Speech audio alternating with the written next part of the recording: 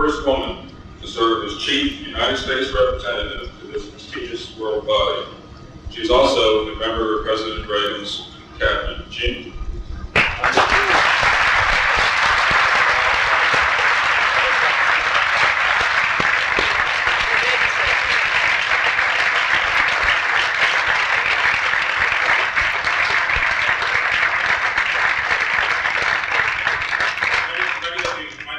The article in the Washington Post, which I hear is quite an excellent one, but I want to straighten the record.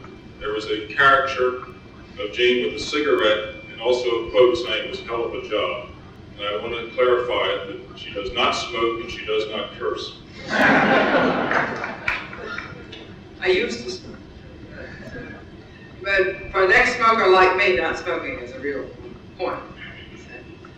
I quit smoking for the record. The last night of the last day of the Democratic Convention in 1972 in Miami. I had talked so much by the end of that I had developed a terrible sore throat. I smoked my last cigarette on that occasion. I was therefore shocked when I saw that caricature this morning. I'm very pleased to be here as a fellow resident of Maryland. Obviously, I am essentially at home tonight. What I'm going to talk about this evening is not Maryland, as you might guess, however. And it isn't even American foreign policy, it's the United Nations. I'll try hard not to be too professorial. I promise not to speak for 50 minutes, though it's only fair to tell you I forgot my watch this morning. I do not expect that you will take notes, and I don't propose to give an exam. I do propose, however, to begin as professors are wont to do, by telling you that I will make 4 principal points this evening. The first point is that the United Nations is an important body worthy of our attention. I didn't always think that was self-evident. Second, that the United Nations is not at all the institution the Americans who worked for its founding expected it to be. Third, that the United Nations does not reflect or represent the world in the way that representative bodies such as the United States Congress or the British Parliament or the French Parliament do. And fourth, that the great question for the United States and for other countries committed to national independence, self-determination, self-government, democracy, is whether the United Nations can be made a more effective problem-solving tool that will help resolve differences rather than exacerbate them. I begin from the proposition that the United Nations is an important institution. Around New York, sometimes people inside the United Nations say of it, it is a world unto itself. Around Washington, sometimes people say of it, it's a world unto itself. The fact is, it is not simply a world unto itself, insulated and without consequences for any events beyond its own institutional boundaries. For better or for worse, the United Nations is not only influenced by its environment, it influences the environment. And what goes on inside the United Nations has consequences far beyond. I believe that those consequences receive less attention than they should. My second point is even less controversial than the first.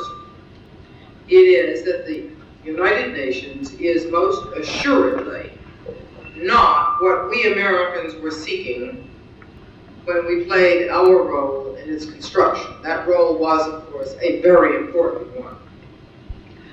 By the end of World War II, U.S. leaders no longer believed that it was possible for this country to remain aloof from foreign affairs. Nonetheless, Americans were still looking for ways to avoid the entangling alliances and and the old world power relationships that George Washington had warned the country so eloquently against. Fact is, from before the beginning, even before the founding of this country, Americans were dreaming of establishing some sort of world government.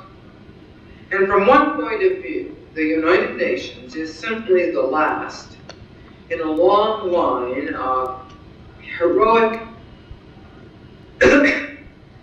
perhaps heroic, efforts spanning the centuries to devise a peaceable, stable, equitable world order. In 1693, William Penn published a remarkable work which he entitled An Essay Toward the Present and Future Peace of Europe. In that essay, Penn called for the establishment of what he called a Parliament of Princes to adjudicate territorial controversies and uphold the rule of law. If any of the sovereignties that constitute the imperial states shall refuse to submit their claims or pretensions to this international parliament, William Penn wrote, and seek their remedy by arms, all the other sovereignties, united as one, shall compel the submission and performance of the sentence, with the damages to the suffering party and charges to the sovereignties that oblige their submission.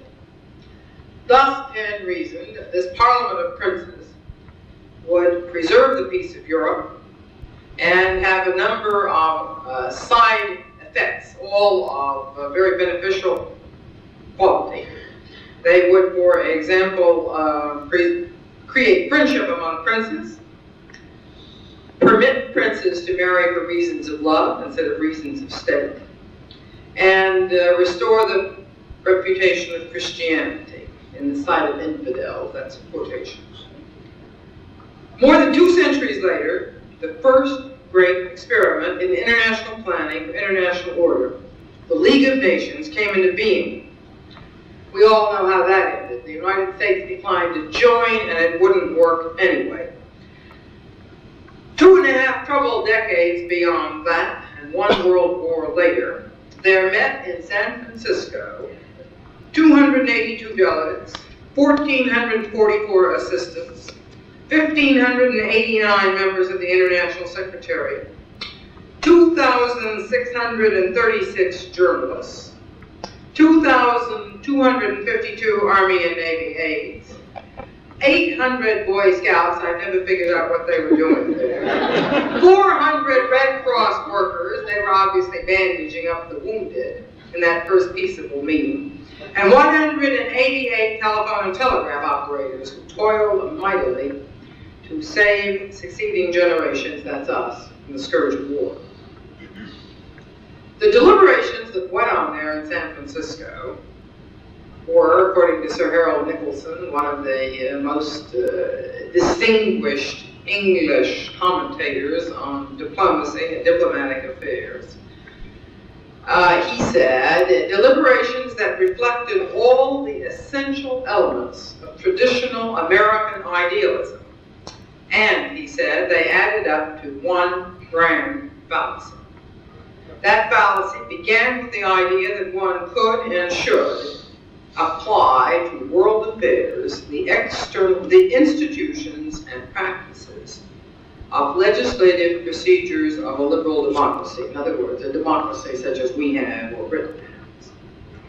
I'm going to quote Nicholson now. He said, among peace-loving peoples, and the Americans had decided that all others should be or had been suppressed, violence could be or would be superseded by reason.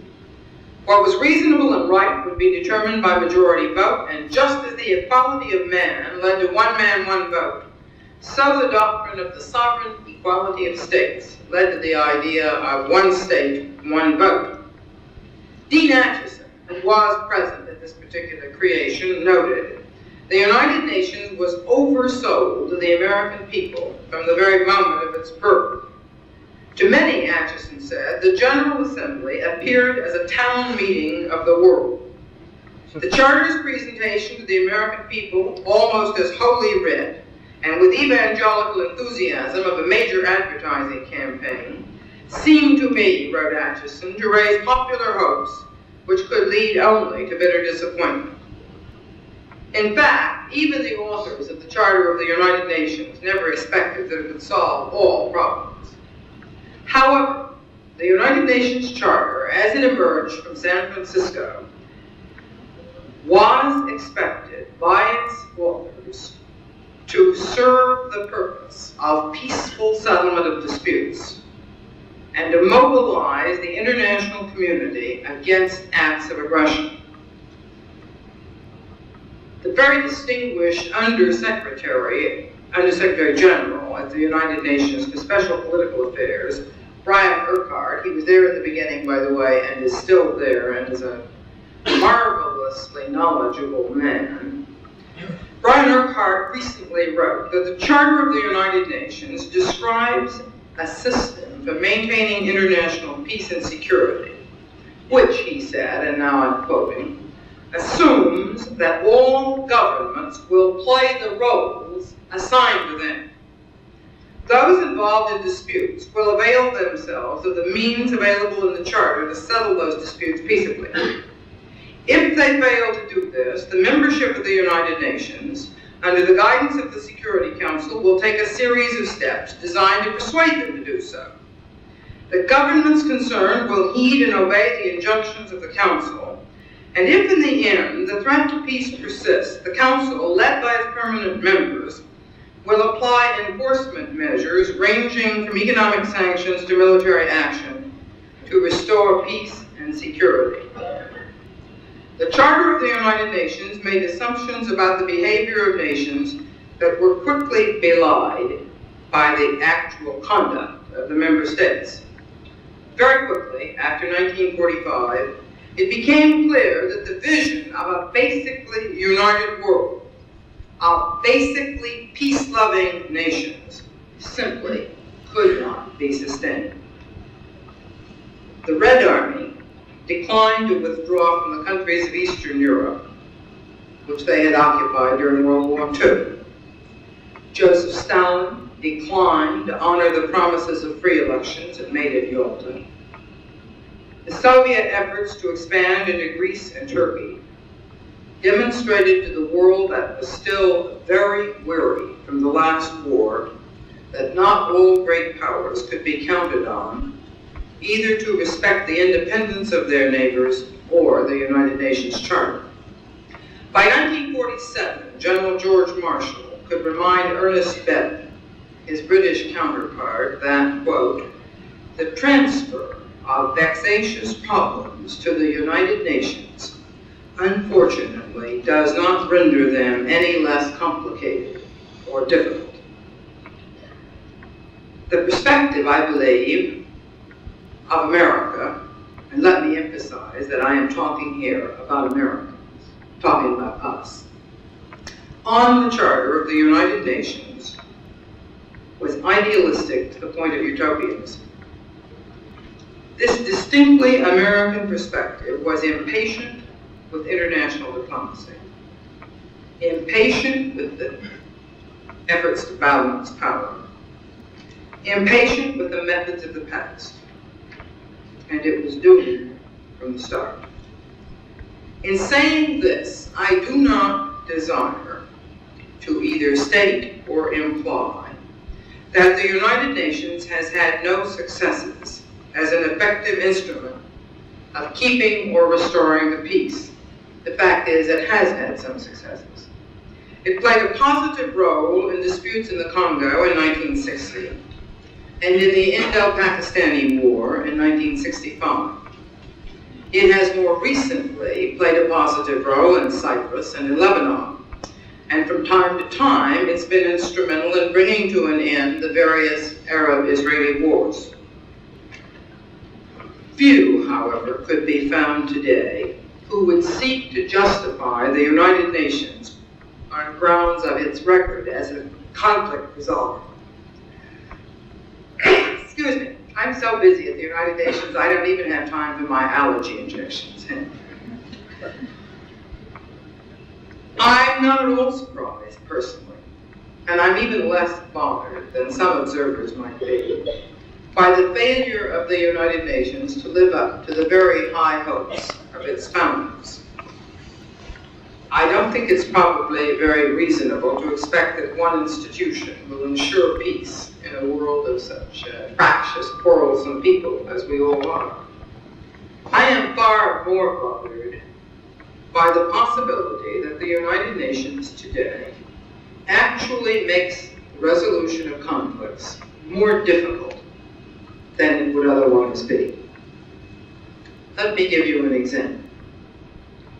Last week, what we around Turtle Bay call the Golan Heights Resolution was considered and acted upon by the members of the Security Council.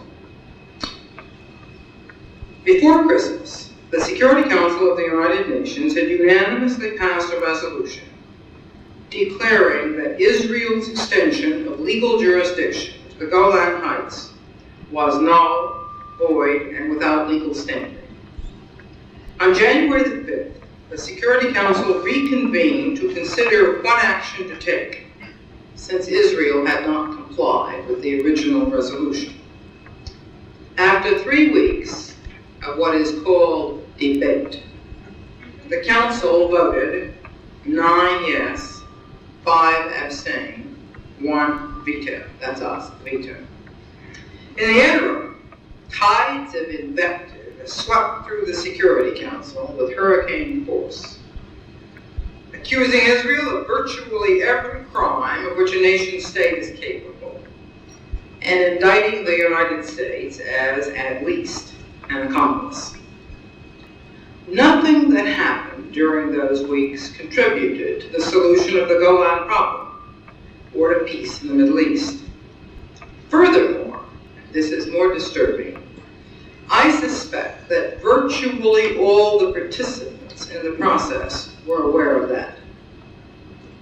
The goal of peace in the Middle East and the resolution of the Golan Heights problem rather quickly gave way to the problem of putting together the 9 votes that would draw a veto. Why did they want a veto? They wanted 9 votes and a veto in order to be able then to call for an emergency session of the General Assembly. That, by the way, was done today formally. Today the motion was formally made to call for an emergency session of the General Assembly, and it was voted 13 yes to 2 abstains in the Security Council. Eventually, anyway, let's go back to where the original resolution was. Not the original resolution, the second resolution. After a good deal of politicking on several continents, the requisite 9 votes were assembled. Our veto was cast, and we have now today moved on to authorizing the special emergency session of the General Assembly, which begins tomorrow.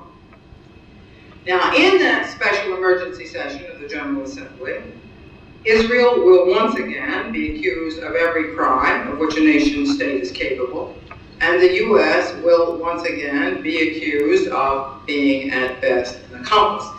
In that first series of, in the series of debate just passed, there were 87 speeches made, 85 of which attacked Israel in one way or another.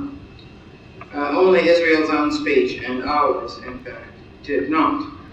There will be even more speeches, probably, in the special session of the General Assembly, which gets underway tomorrow.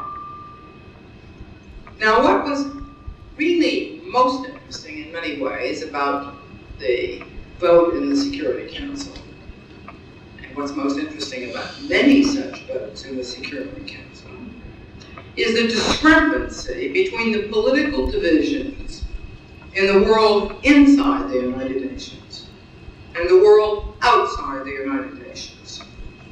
What interests me most, and what I would like to comment on just briefly, is the fact that the discrepancy between the politics inside the United Nations and outside the United Nations has grown so familiar that it is no longer even noticed by observers. I desire, however, to notice it.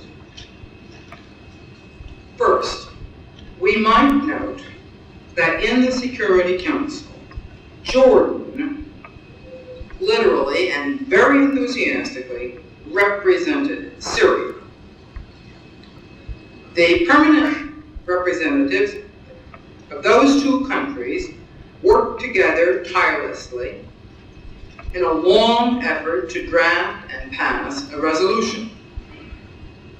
From their nearly perfect harmony in this task, no one would ever have imagined that only 2 days later, Jordan's King Hussein would cut short a trip and rush home because he was so worried about the hostile intentions of Syria.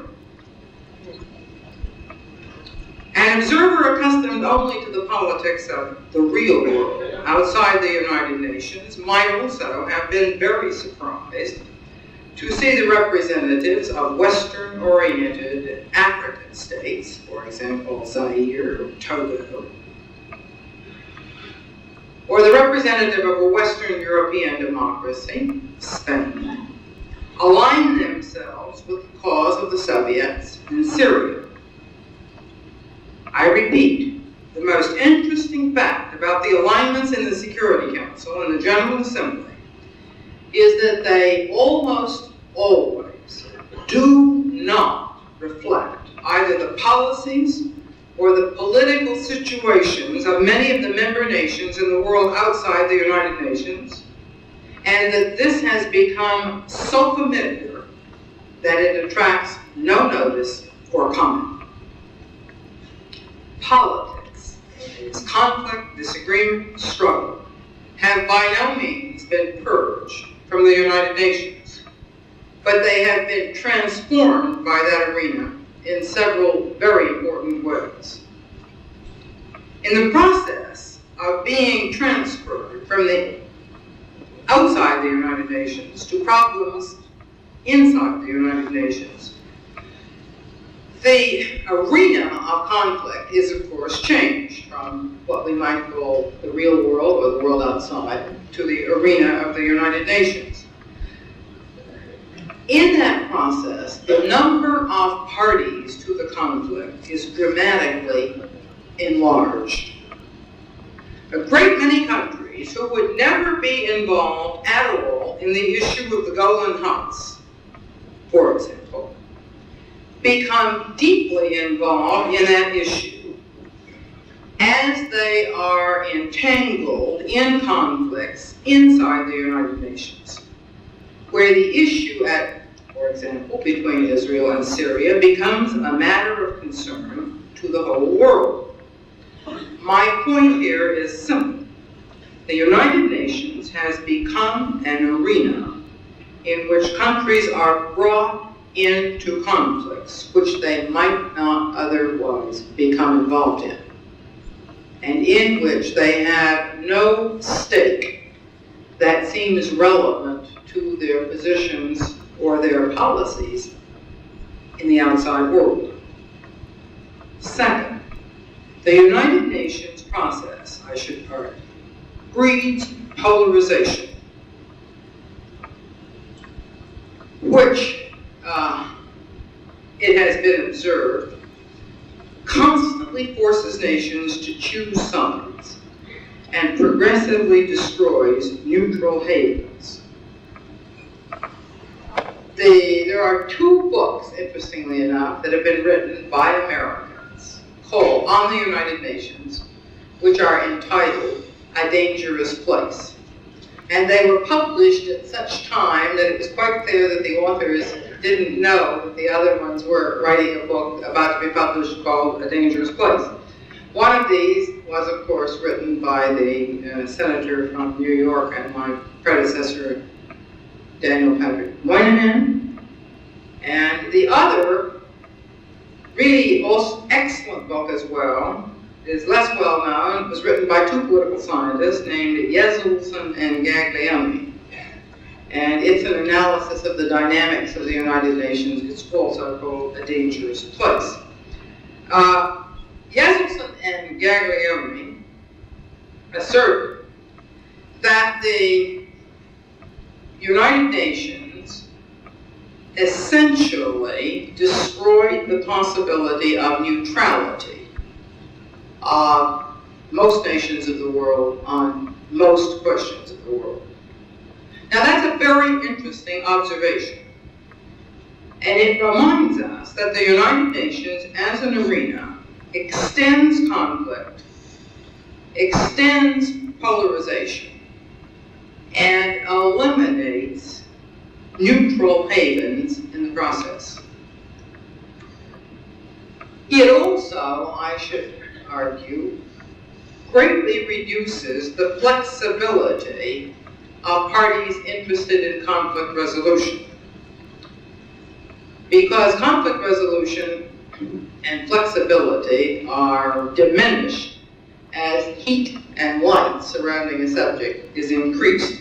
Countries take great public stands, and everybody knows that postures adopted in the light of television cameras and before the representatives of 155 other nations would be much more difficult later to compromise than positions which perhaps had been adopted a bit less publicly and with a bit less fanfare. This process of conflict extension, exacerbation, polarization has so far progressed now that Jeselson and Gaglione pointed out that use of the United Nations is a barometer of the hostility existing between nations. Nations interested in reaching agreement almost always ignore or avoid the UN. Bringing an issue to the UN is likely to be regarded as a hostile act. Naturally, the UN's reputation for partisanship and conflict exacerbation severely limits its utility for conflict resolution. Thus, for example, the impartiality of the United Nations has become an issue of some considerable importance today when we consider a resolution of the problem of independence for Namibia. That question of UN impartiality is a major one for negotiation of the independence of Namibia, I believe. And as one of my African colleagues from one of the frontline states, deeply concerned about negotiating independence for Namibia, said, talking in a conversation with me 2 or 3 days ago, I hope that nothing happens here that will upset our efforts to bring independence to Namibia. People around the UN frequently comment today on the fact that it was probably easier for the British and the Zimbabweans to work out independence for Zimbabwe because it had not been brought to the United Nations than it is today to work out a resolution of the Namibian independence, which has, of course, become a focus of so much UN attention. What, if anything, I ask myself, can be done to render the United Nations a more useful instrument of conflict resolution and a less hospitable arena for conflict extension? The answer, I believe, is that we and others who share the goals of conflict resolution must work toward a significant change of the political culture and the political dynamics inside the United Nations. Neither may be possible to achieve, but both are worthy goals. Today, the political dynamics of UN interactions are shaped by the blocs, which have little or no reality outside the UN bodies. Now, these blocs have some positive functions. They give small nations, for example, company and solidarity and enable them to get their candidates elected. And elsewhere, I have spoken and written a good deal about the positive functions of the blocs. Here, however, I should like to emphasize that the blocs are, above all, the institutional mechanisms for conflict extension and exacerbation. The Arab-African bloc, for example, draws virtually every state in Africa and in the Arab world into a gratuitous conflict with Israel and the United States. In turn, it strengthens the Soviet Union and the radical polarizers in the Arab world. I might add that in an issue like the Golan Heights resolution, the votes of every Arab nation or African nation or member or small country outside Europe or the Eastern Bloc or the votes of those countries are taken as touchstones of whether or not they have solidarity with their third world brothers. Now, solidarity with their third world brothers almost invariably turns out also to be solidarity with the radical polarizers within those groups and with the Soviet Union all too often.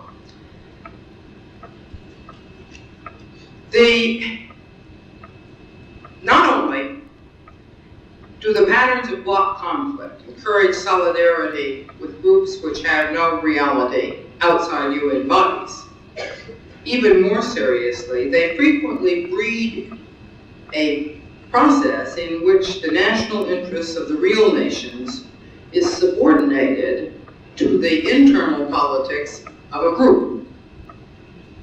At the end of a year at the UN, I've reached 3 conclusions. I may say, being a political scientist, and I hope experimental by temperament, I hold all my conclusions tentatively. And certainly I hold tentatively conclusions that I have reached about a body which I have known well for only 1 year. I'm giving you my tentative conclusions about the United Nations in this process. First is that the United Nations is, as I began by saying, a good deal more important than I realized, and that it has more important effects in the real world than I had guessed, and that some of those effects are quite negative. My second tentative conclusion is that it is urgently important to enhance the linkage between politics inside the United Nations and political realities outside it. The conflicts of the real world, I believe, are less destructive of democratic values and institutions of freedom than are the conflicts often which take place inside the United Nations. Finally, I think that cooling the rhetoric inside the United Nations would help a lot. That rhetoric is very hot. It is very harsh often. Last week, for example, one delegate spoke with enthusiasm about their association with Hanoi, which they said they were proud to be associated with because it had broken the back of the United States. Same delegate expressed, by the way, this was not a member of the Soviet bloc, expressed great enthusiasm for this and about being supported by Cuba because he said Cuba regularly humiliated the United States. Same kinds of speeches concerning Israel frequently suggest that in a more perfect world, and in the future world, there will simply be no Israel. There are maps around the United States from which Israel has simply been excised, that no longer exists. Palestine extends out of that area to the sea. Israel gets variously called Crusader Remnant, dagger, a Judeo-Christian dagger aimed at the heart of the Arab world, doomed to defeat like the first Crusaders. The United States is, of course, so often described as racist, imperialist, materialist, that one really loses count. Invective like this becomes so common inside the United Nations that career Foreign Service officers in and around our mission in the State Department call it routine denunciation or ritualistic verbiage. They say one shouldn't notice. The first step, I believe, toward bringing the United Nations into closer conformity with the ideal is to restore its contact with the real. The real interests of a vast majority of the nations of Turtle Bay and of our own nation surely are in self-determination, self-government, peace, democracy, development, precisely the ideals and goals that inspired the founding of the United Nations. Anything that distracts from the pursuit of these goals is time wasted.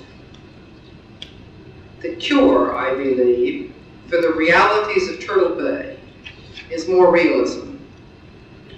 There is a mysterious dialectic through which greater realism can lead us closer to the ideals that inspired this very human institution.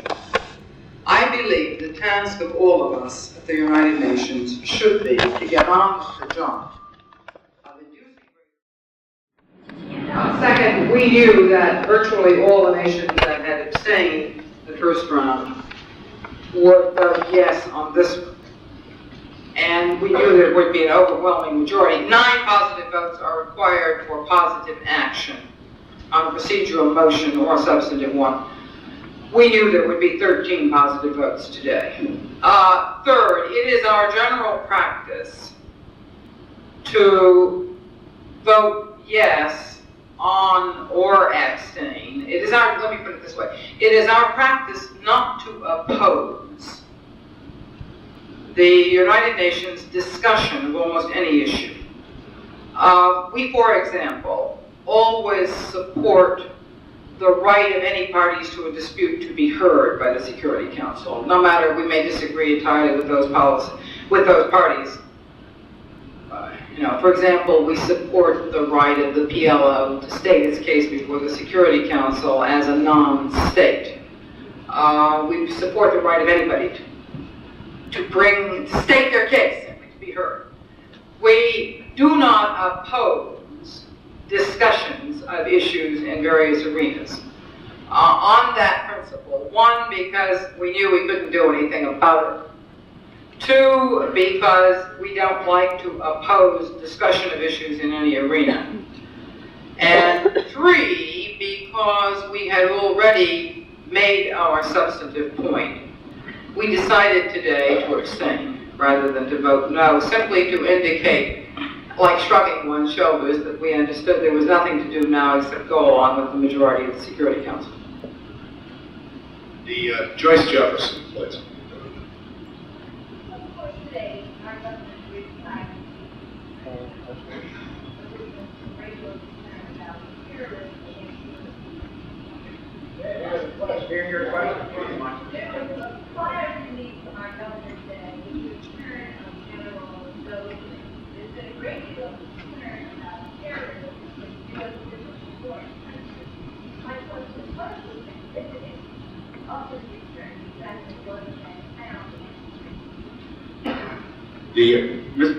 Madam Ambassador, I'll repeat the question just so the audience hears it.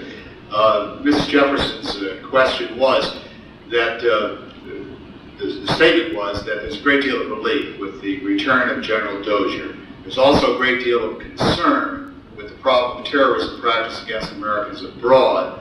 What is the significance and impact of General Dozier's release today? First of all, the significance is simply human, isn't it? Personal. I mean, it's marvelous for General Dozier himself and for his family, first of all. It's marvelous for the rest of us, Americans, because we know he's in Italy doing our job. Its significance beyond that, I think it's quite enough significance, by the way. I mean, just the personal human level significance of having an individual who was set upon by, violently and kidnapped violently, whose life was threatened, and whom we had every reason to believe would be killed. To have such a person released is a marvelous grounds for for happiness and pleasure. Whether there's a broader public significance, I suppose it means that the Red Brigades are not invincible, that the Italian police can, under some circumstances, look hard enough and work hard enough. By the way, I'm sorry, I didn't mean that to denigrate the Italian police. I believe terrorism is extremely difficult to combat. Extremely difficult. I believe that every country, whether, Germany, that country which is famous for its efficiency, for example, had great difficulty combating the terrorism of the Baader-Meinhof gang. They had great difficulty finding and saving kidnapped victims, and a number of kidnapped victims of the Baader-Meinhof gang were in fact kept for a period and then murdered. And so I meant nothing denigrating about the Italian police. I think the Italian police did a very good job, and they did a very intensive job of literally house by house, street by street, town by town search, as well as a lot of intelligence. And they were able to break this particular problem. And we're all, I think, terribly proud of police. There you have it. It's important to know that the Red Brigades are not invincible, and that their plots can be broken. More important, I think, than the significance of the release is the significance of terrorism itself in our times. And I believe that significance is often missed. And I think that significance is above all to testify. It is the ease with which the social fabric can be interrupted and destroyed by violence. All of us live sort of patterns of normal life, expecting that we will be able to get through our day in a fairly normal way, and we don't, for the most part, worry about being shot on the way to work or kidnapped when we get home from work. And what is really stunning about contemporary terrorism is the ease with which violence, carefully focused, can destroy the normal patterns of life for large numbers of people, and in some cases even whole societies. Social fabric, I think, is both strong and very weak, and all social fabrics, in my opinion, are very vulnerable, finally, to terrorism. The Marxist-Leninists have caught on to this, and there are some very interesting writings about terrorism as a form of revolution, and terrorism as an instrument for creating the conditions of revolution. And so from a certain perspective, one can say that's the significance of terrorism, too. I should note, for the benefit of those asking questions, there are microphones in the center aisle and the two extreme aisles. Mr. Krumpa. Madam Ambassador, could you don your professorial robes for a moment and give us a report card on the first year of the foreign policy of President Reagan? Not speaking as an ambassador, but speaking as a learned, impartial political scientist. That's a question. The answer is no. Obviously, I am here as an official of President Reagan, a member of the Reagan administration and of the Reagan cabinet, and that's the only role I'm here in. Some other time, some other place, I may write what I have to think, what I think about all aspects of this administration. When I do, I can assure you that this first year will come out reasonably well. Thank you. I was going to follow up and ask if you would like to then speak of it in a more partisan fashion than give your evaluation. No. Madam Ambassador. Thanks anyway. Rabbi Polikov. Ambassador, you are one of the people I admire. However, I'm wondering whether you're not falling under the influence of the United Nations syndrome. you started out telling us that you thought it was a very important institution. Then you proceeded to tell us that your defects were so great and the indictment so severe.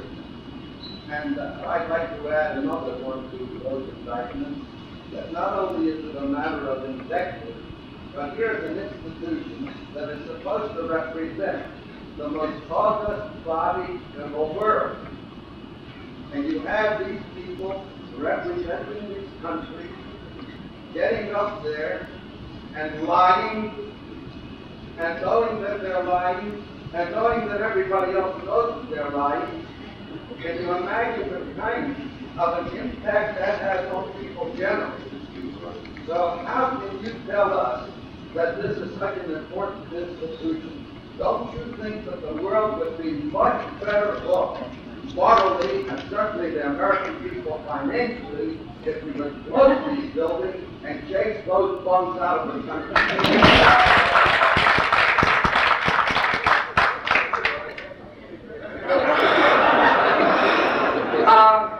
Rabbi, I would like to say that I do not believe that the fact that an institution is important means that it is good. You know, institutions can be negative in their influence and have important negative influences. I believe that the United Nations, actually, let me be clear about this. I was talking about it at dinner. I think that there are a lot of agencies of the United Nations which do very good work in the world and very effectively accomplish humanitarian purposes that we would all be proud to be associated with.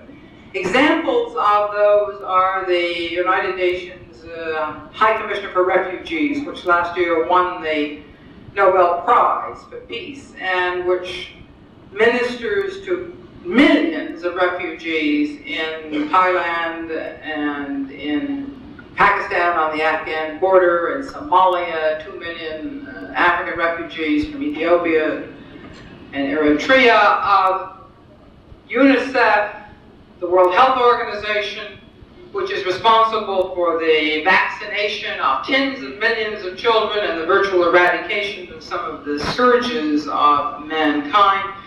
These meteorological organization, number of these voluntary agencies of the United Nations do really very worthy humanitarian work, which we would all be proud, I think, to be associated with. Now, I sometimes think of this as a kind of like an industry, like a home office and branch offices. The home office, however, is in New York, and it's where the politics of the United Nations is done, and that's where the negative, I think, interactions take place. And I think they are negative and noxious in their influence, and that's what I was talking about. I think that one would be mistaken, however, to imagine that they were not important because they were negative. They are negative and they are important. We contribute approximately $1 billion a year to the United Nations. That is, the United States does. About half of that goes to the voluntary agencies, and which are mainly engaged in worthwhile humanitarian and scientific enterprises. We're trying to save some money out of all of that budget. Would we be better off without it? I would say that the cost, politically, socially, culturally, to this country for withdrawing from the United Nations would be very high. Would it be worth it? That's a question which I have not, in fact, definitively decided in my own mind yet. I feel about the United Nations a lot like those Britishers who are asked why they climb Mount Everest, and they answer, because it's there. You know, our membership in the United Nations is in large part because it's there. It is there. 157 nations in the world do belong to it. We have a tradition of commitment to it. I am personally strongly of the view that we need to be very clear-eyed about what it is that we engage in at the United Nations and what kind of activities it is involved in. And I will tell you when I finally made up my mind about your final question. Madam Ambassador. Mr. Jordan, UPI.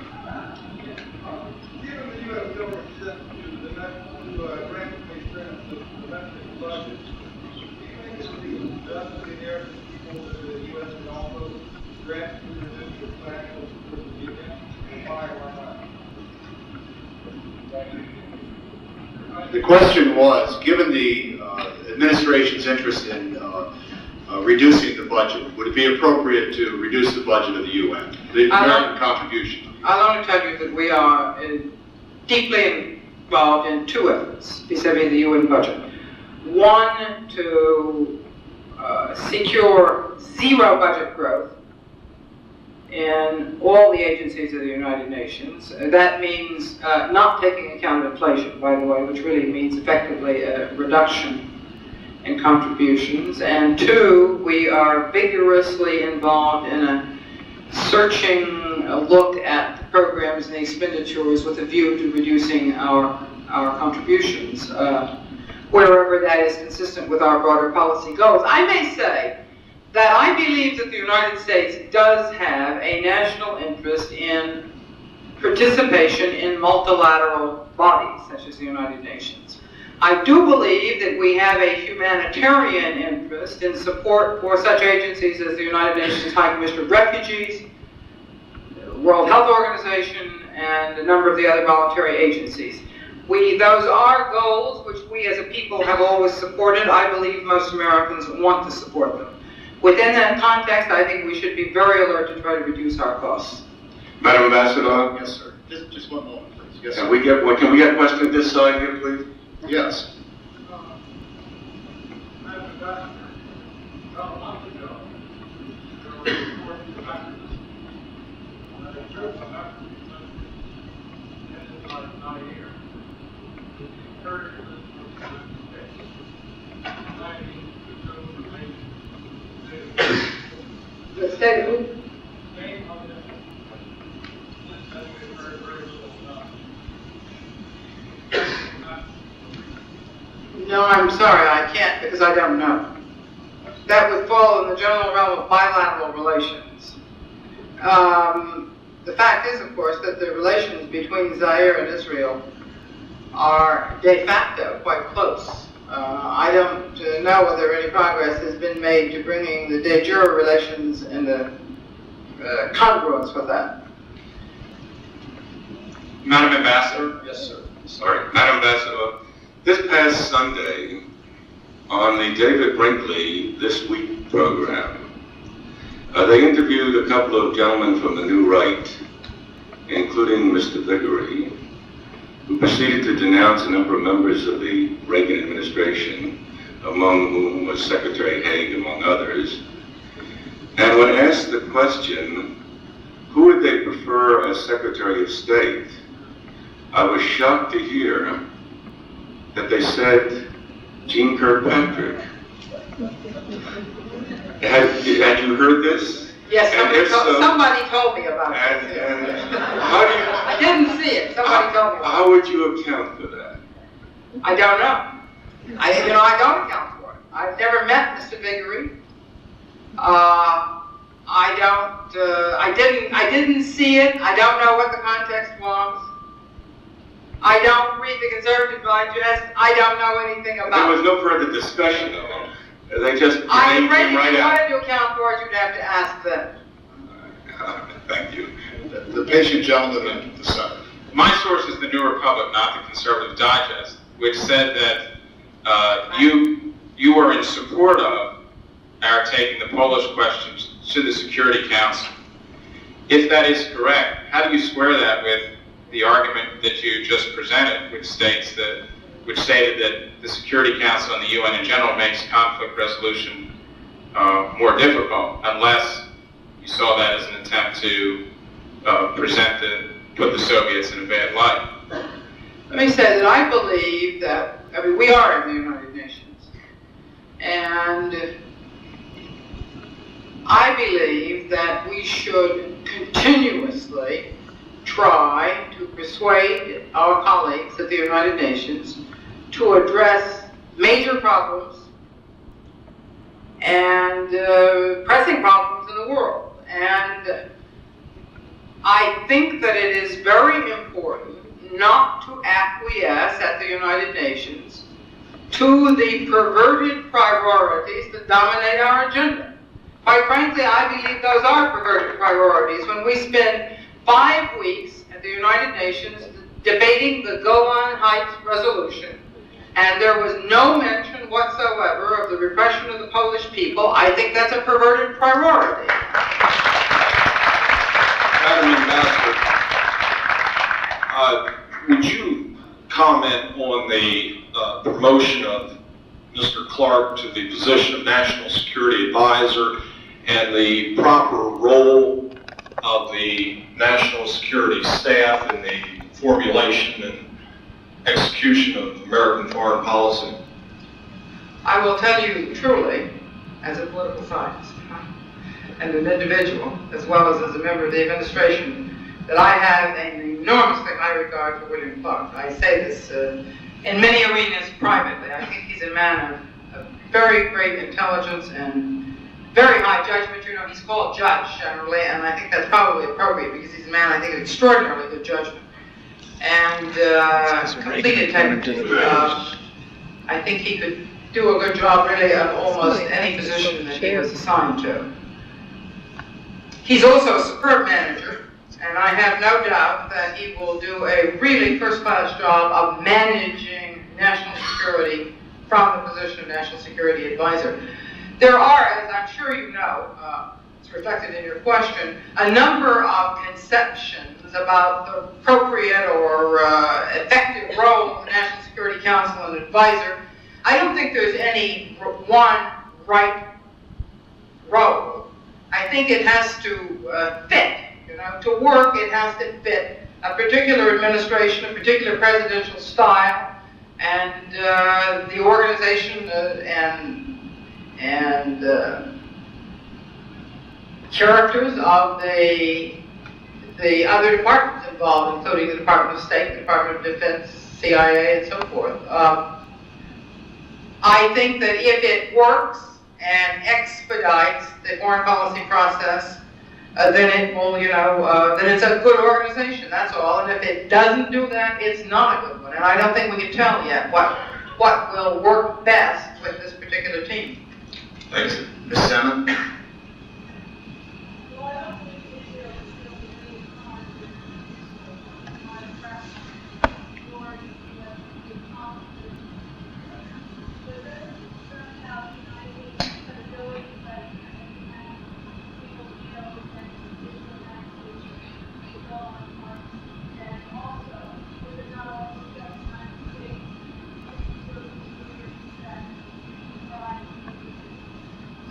The question was whether the American veto in the UN of the resolution on the Golan Heights lessens American credibility and subject it to political maneuvering within the UN, such as that described by the ambassador.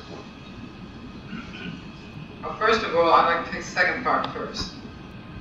You know, you live in Baltimore.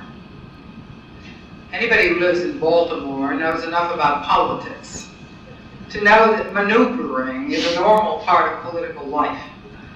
The United Nations is just a political arena, and we are no more going to escape maneuvering and manipulating in the United Nations than we do in Baltimore, or Montgomery County, or any other country in the world. I think that the dream or hope of trying to purge power relations from human society is just exactly that, a dream, and we are not Quixotes.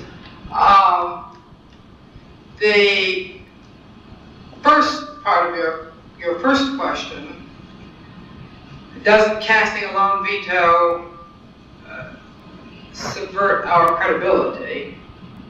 I hope not, because we do it rather often. You may decide that there must be something really wrong with us, or we would not fairly regularly stand alone in the United Nations, or nearly alone. Fact is, we do it quite often. It, by the way, doesn't simply represent general worldwide revulsion against the Reagan administration or me. Though there may be that, the fact is we were standing alone in the previous administration quite a lot, and in the one before that. Pat Moynihan wrote in his Dangerous Place that in 1974, when he was there, the U.S. was regularly reduced to voting in a bloc of 3 alongside the Dominican Republic and Chile. Since then, the Dominican Republic and Chile have become less reliable. Though I'm working on that. This is, I think we simply must be more concerned with our credibility in our own eyes and the abandonment of our fundamental principles in order to conform to UN majorities would be a much more serious mistake. Yes, sir. Madam Ambassador, since the accession to power by Ayatollah Ruhollah Khomeini and the fundamentalist Muslim clergy that he represents, conditions for the religious minorities in Iran have deteriorated to a deplorable degree. Specifically, the Baha'is of Iran have been made the chief national scapegoat for the Khomeini regime. As a country founded on religious freedom, I wonder if the U.S. plans to bring this condition to the floor of the General Assembly. Yes, we did. We brought it to the third committee. The third committee specializes during the General Assembly in human rights questions. And we did that, and furthermore, we are going to bring it once again before the Human Rights Commission, which will be meeting in Geneva, actually beginning on Monday, where incidentally, I started to say 2 residents of Maryland, no, but they're not. Richard Shifter is our alternate Human Rights Commissioner. Shifter is, of course, the former president of the Maryland State Board of Education, and Michael Novak, who I guess lives in D.C., is our Human Rights Commissioner. They will be working, among other things, on the Baha'i problem in Geneva next month. I'm going to call on Mr. Paulton next, and then just out of simple courtesy, the ambassador has spent so much time with us. I'll call upon those 4 gentlemen who are standing at the microphones, and that will end our question and answer period for the evening. Mr. Paulton, first of all, and then the gentlemen who are at the microphones. Madam Ambassador, before asking my question, I wish to make a speech. Thank profusely our Executive Director, Dr. Frank Bird, for bringing a dream into reality, which was the founding of an organization dealing with foreign affairs. For at least 5 to 10 years, the idea had been rooted about by Dr. Muller and many others, but it could never be brought into reality. And it is the hallmark of Dr. Bird that from the very beginning, this organization was founded as an adult marked by professionalism, competence, and dedication.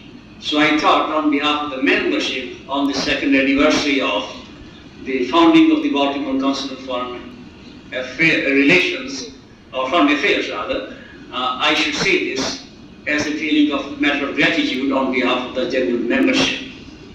Thank you. The question, Madam Ambassador, that I have to ask is this. Both the world wars demonstrated that the moral posture adopted by the Western allies under the greatly admired United States leadership did serve as a significant tool of victory.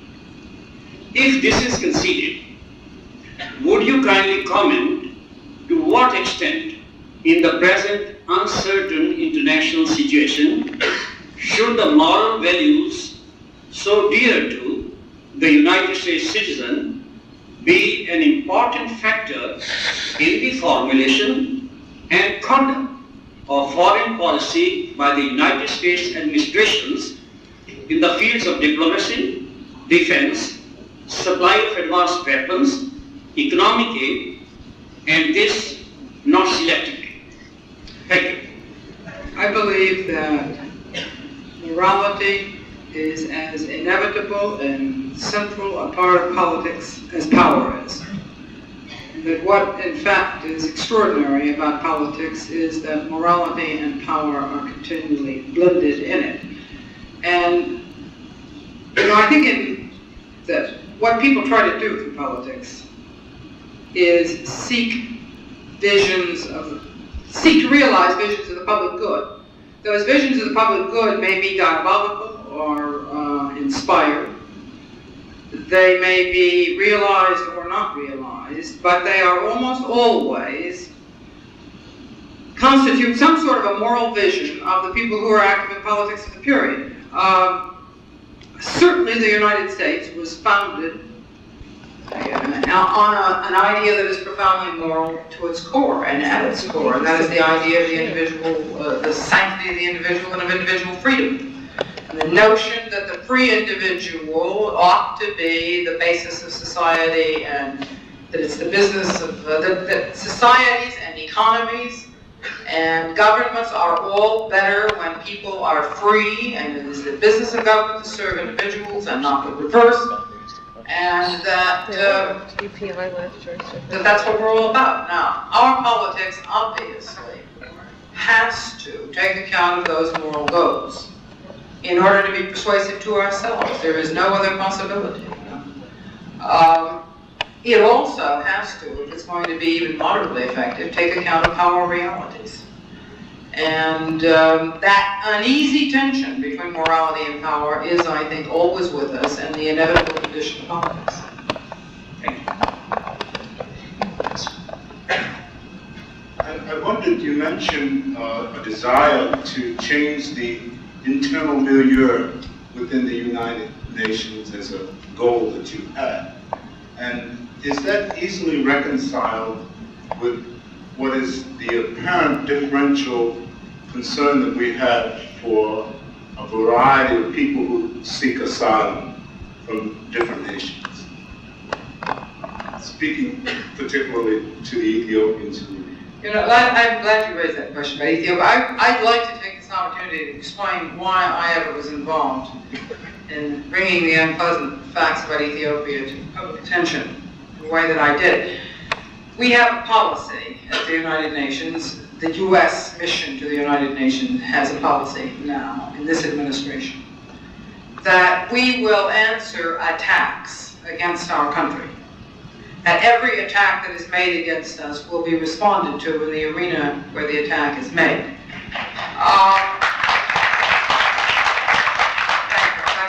It's a sharp departure from past practice. The foreign minister of Ethiopia was at the General Assembly and leveled an incredibly harsh attack against the United States, quite gratuitous. And in it, he accused us of as many crimes as Israel is usually accused of, including gross and persistent violations of human rights in our own country and crimes against humanity, really. I thought, given the light of the record of the current Ethiopian government, that that was intolerable, and I read from an Amnesty International report the record of the Ethiopian government since 1977 and 1974, when the present government came to power. That's a very harsh record, and an absolutely an appalling one that recounts the deaths of a great many people. Now, it makes clear, as I made clear, since I was reading it, that the period of massive atrocities occurred before 1978, although there are a great many arbitrary arrests going on today still. The decision of the Justice Department not to grant asylum to a number of Ethiopians who are here was made on the basis of estimates of the risk, the risk to the person of the individual Ethiopians. Now that is the way asylum decisions are almost always made. And what they say, the Justice Department says, the State Department says, is that today, while Ethiopia's government is still arbitrary and harsh, it is not engaging in the kind of mass repressions that involves all the citizens of Ethiopia in danger, and that's why they made that decision. I have no knowledge, really, of that case beyond the general level. Obviously, Ethiopia is a country with an appalling human rights record. This may be the last time that Ambassador Kirkpatrick forgets her watch. But we did. I said I forgot my watch this morning. we did promise to have these 3 last questions. Ambassador, the term third world so often seems like a 4-letter word nowadays, especially with the present administration. I don't expect you to criticize or disagree with the present administration for obvious reasons. But I want to ask a more fundamental question. When peoples of a country have a grievance against their government, and you have no means to seek justice for this grievance other than revolution, much like our own ancestors did, when you might say that the establishment has broken the social contract, as Thomas Jefferson declared that Chief George had in the Declaration of Independence.